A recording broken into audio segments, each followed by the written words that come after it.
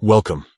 Today, I'm going to guide you through the simple and quick process of creating and saving a blank text file on Dropbox using the updated method. Whether you want to jot down notes, draft ideas, or keep a checklist handy, having a blank text file ready on Dropbox can be incredibly useful. So let's jump right in. First, open the Dropbox app on your device. If you haven't logged in yet, make sure you sign in with your account credentials to get started. Once you're inside the app, look for the plus button, usually found at the bottom center or bottom right of your screen. This button is your gateway to creating new content within Dropbox.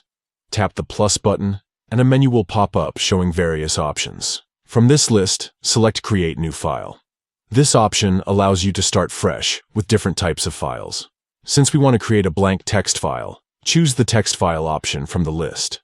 Now, you'll see a blank document ready to be edited. But since you want a blank file saved directly, simply press Save.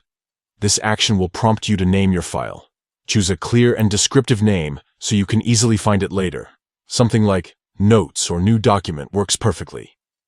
After typing the name of your file, press OK to finalize the creation and saving process.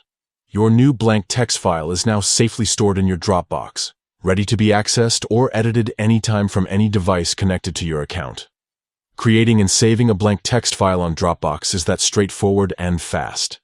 It's a great way to keep your important notes synchronized across all your devices without hassle. Next time you need to jot something down or start a text document on the go, remember these simple steps. Thanks for watching.